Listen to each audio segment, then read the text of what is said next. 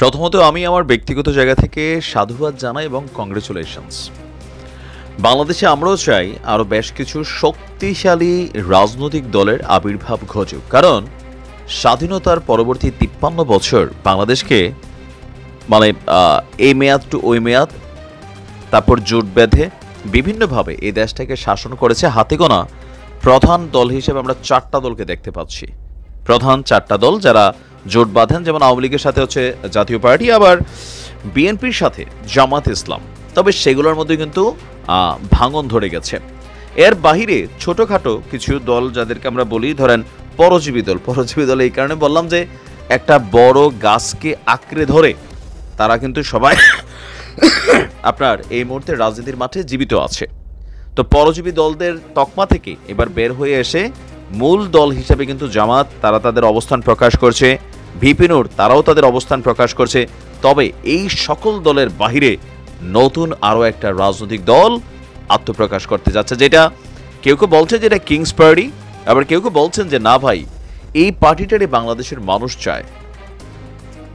July August অভ্যুত্থানের আগে মার্কিন যুক্তরাষ্ট্রের সাবেক একজন রাষ্ট্রদূত ড্যান মাজিনা তিনি বলছিলেন যে এই অভ্যুত্থানের পর একটা রাজনৈতিক দলের বা তৃতীয় শক্তির আবির্ভাব ঘটবে। আমেরিকানরা সব আগে জানে, তারা স্বপ্নে দেখে অথবা অঙ্ক করে অথবা স্যাটেলাইট থেকে আড়ি পাইতে হয়তো অনেক কিছু শোনে। আগামী জানুয়ারি কিংবা ফেব্রুয়ারির শুরুতেই রাজনৈতিক দল হিসাবে আত্মপ্রকাশের লক্ষ্য নিয়ে এগুচ্ছে বৈষম্য বিরোধী আন্দোলনকারী শিক্ষার্থীরা। তখন কিন্তু হিসাবটা আবার আলাদা হবে, এটা মাথায় রাখেন। যখন আপনি একটা নিউট্রাল অবস্থানে আছেন, সবার সাপোর্টিং পাচ্ছেন, বাট যখন আপনি রাজনীতির মাঠে যাবেন, আপনি একজন পলিটিশিয়ান, একজন পলিটিক্যাল দল, আরেকটা দল আপনার সাথে মারামারি হবে, সংঘর্ষ হবে, আইনশৃঙ্খলা বাহিনীকে নিউট্রাল ভূমিকা পালন করতে গেলে আপনাকেও সাপোর্ট করবে না, তাকেও সাপোর্ট করবে না। সো এই লড়াইয়ের মাঠে এই বৈষম্য বিরোধী আন্দোলনের শিক্ষার্থীরা বিএনপির মতন দলকে বা ধরেন জামাতের মতন দলকে, আর আওয়ামী লীগ তো আছেই মাঠে, জাতীয় পার্টি এমনি যে ওইলান টোইলান ঘোষণা দিচ্ছে, কতটুকু মাঠে টিকে থাকতে পারবে প্রশাসনের সহযোগিতা ছাড়া? এটা হচ্ছে প্র্যাকটিক্যাল। যেমন বৈষম্য বিরোধী শিক্ষার্থীদের আরেকটা প্ল্যাটফর্ম হচ্ছে জাতীয় নাগরিক কমিটি। এখন এই কমিটিটা অলরেডি যেখানেই সভা সমাবেশ করে সেইখানে এদেরকে মারে, কখনো ছিনতাইকারীরা মারে, কখনো ছাত্রলীগ যুবলীগ মারে, কখনো বিএনপির তাদেরকে মারে। তারা কিন্তু মোটামুটি মাইর খাওয়া দলের মধ্যে একটা তকমায় যাচ্ছে। এটা নিয়ে আন্দোলনও হচ্ছে, কিন্তু ফায়দা হচ্ছে না কিছুই।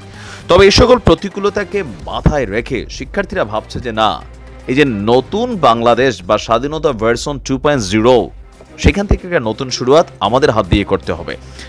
আর যেহেতু একটা নির্বাচনের time schedule doctor Mohammad Yunus তিনি ঘোষণা করেই দিয়েছেন যে 2025-এর ডিসেম্বর টু জানুয়ারি 2026 অথবা জুন 2026-এর মধ্যে বাংলাদেশের পরবর্তী নির্বাচন হবে, হাতে আর সময় নেই। অলরেডি তারা বিভিন্ন জনপ্রিয় ক্যারেক্টারকে তাদের রাজনৈতিক দলের মধ্যে আনারও চেষ্টা করছে। সংগঠনটি বলছে আপনার এরই মধ্যে নাগরিক কমিটির ব্যানারে আত্মপ্রকাশ করেছে তারা, আর জেলা উপজেলায় কমিটি গঠনের লক্ষ্যে সাংগঠনিক কার্যক্রমও চালিয়ে যাচ্ছে। এবছর বিজয় দিবসে রাজনৈতিক দল হিসেবে আত্মপ্রকাশ করার কথা ছিল, বিভিন্ন কারণে তা সম্ভব হয়নি। আর ইতিমধ্যে দলটি 100টির কাছাকাছি উপজেলা কমিটি দিছে, সেইখানে আবার এক কমিটি আরেক কমিটির পিটাচ্ছে, মারছে, এই পদ পদবি নিয়ে এক কমিটিকে আরেক কমিটি অবাঞ্ছিত ঘোষণা করছে, এগুলোও কিন্তু আমরা দেখতে পাচ্ছি। এছাড়া 50টি খসড়া কমিটি প্রস্তুত করা হয়েছে। সংগঠনটির লক্ষ্য ছিল 400+ উপজেলাতে কমিটি দেওয়ার পর রাজনৈতিক দল হিসেবে আত্মপ্রকাশ করবে। এইসব কমিটি নিজ নিজ জেলা কমিটি নির্ধারণ করবে। এছাড়া এবি পার্টি, গণসংহতি আন্দোলন সহ বেশ কয়েকটি দলের সাথে নাগরিক কমিটির আলোচনা হয়েছে। এই প্রত্যেকটা দলই আসলে মাঠে ময়দানে তাদের কর্মী নাই, শুধু যখন একটা প্রোগ্রাম হয় সেখানে 20-50 জন 100 জনের বাইরে তারা এখানে আনতে পারেনি। তবে জোটের বিষয়ে এখানে কথা হয়নি। যিনি মুখপাত্র আছেন সামান্তা শারমিন, তার বক্তব্য 400 উপজেলা কমিটি দেওয়ার লক্ষ্য নিয়েছি, 100টি হয়ে গেছে, আর এই মাসের মধ্যেই বাকিগুলো দিয়ে দিবে। আর রাজনৈতিক দল হিসাবেই আত্মপ্রকাশের বিষয়ে তারা সামনে এগোচ্ছে। জানুয়ারির শেষের দিকে কিংবা ফেব্রুয়ারির শুরুর দিকে আত্মপ্রকাশ তারা করবে। আর নির্বাচন কমিশনের রেজিস্ট্রেশনের বিষয়ে তারা কাজ শুরু করেনি, দল গঠনের দিকে মনোযোগ, তারপর কাজ করবে।